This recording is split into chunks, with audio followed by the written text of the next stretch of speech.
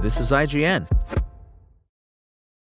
Tuning issues aside, this might be the most on-paper impressive historical strategy game of all time. This is your IGN review of Europa Universalis 5 by Leanna Hafer. When I load up Europa Universalis 5, Paradox's latest and most ambitious grand strategy game, I'm reminded of a news report I once saw about a man who grew up in a tribal village seeing an airplane for the first time. This can't possibly be real, right? This giant piece of metal can't fly through the sky at hundreds of miles an hour. Attempting to conquer the 500-year period from 1337 to 1837 CE while modeling every single individual person in the world, yes, you heard that right, at a level of detail that's completely unprecedented, seems unbelievable. But it really does all of that. And it's generally quite engaging and enjoyable for a genre veteran like me. As for whether it can soar, only just. There is a lot of turbulence, and I wouldn't stake my life on it getting me to my destination without crashing. From a systems perspective, EU5 is an unambiguous wonder. Paradox keeps pushing the envelope on how much they can simulate in fine-grained detail, and I could even accuse this absurdly huge historical epic of taking things too far. It's certainly unwieldy in its bulk, and I fear especially that this will make it very difficult to balance. Fix one small thing and the ripples it sends out through the various interlocking mechanisms for economics, geography, demographics, and politics could possibly create 300 more. There's a certain hubris to it, if I might be so dramatic, and I've already seen some evidence of the problems it can cause. But damn, it is incredible to have the entire world depicted in this level of detail in a video game. For every one province in its predecessor, Europa Universalis 4, there are roughly 7 individual locations in Europa Universalis 5. And while each space on the map could only have a single monolithic religion and culture in EU4, EU5's population mechanics represent the culture, religion, and social class of every living human individually. Having to think about population creates a rich relationship in each location in my country and acts to balance so many things in a naturalistic way without abstract currencies like administration points. In EU4, terrain type was a single modifier.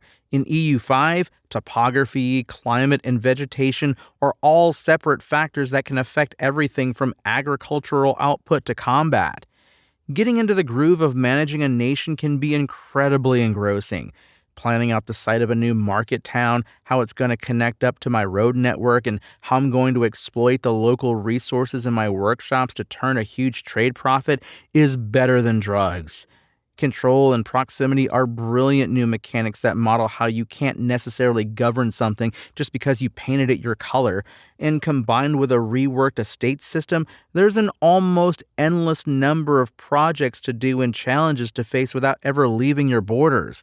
The geographic granularity here adds so much to nation management and warfare, which has evolved excellently with the new terrain modifiers and logistics systems. That is, when everything is working correctly. Major bugs were infrequent and generally not game-ruining for me. Most of EU5's current problems are in what I'd call tuning. The numbers, the balance, and the AI simply aren't quite dialed in yet to provide a satisfying or historical feeling experience. I saw weird stuff like Bohemia with one port on the Baltic colonizing half of Canada. The Holy Roman Empire entirely failed to consolidate. There was no clear victor in Turkey. Border gore is everywhere. China is horrifying. And weirdest of all, the Europeans colonized most of Australia but never even discovered India for some reason. It's hard to say how much of this is typical, but I didn't have thousands of hours to play a statistically significant number of campaigns. Europa Universalis 5 might be the most on-paper impressive historical strategy game of all time, with its depth of simulation, ultra-detailed map and demographics, and flavorful depiction of the half-millennium that brought us from the Middle Ages into the modern world. At the moment, though, it is definitely hurting for some polish, particularly when it comes to general balance, tuning, and AI behavior. It doesn't really feel entirely done yet, and that's what you should probably expect if you decide to brave it as an early adopter. That being said, I think the foundation is very strong. Paradox is focused on the right things to maximize EU5's long-term potential, perhaps at the cost of day one smoothness, as long as these devs can manage to wrangle its eminence effectively. The systems are excellent, and it's already an ocean-deep, exciting war game and nation manager. With time and care, it could achieve hegemon status in the genre, but for now, that dream still lies somewhere over the horizon. Europa Universalis 5's IGN score? 8 out of 10.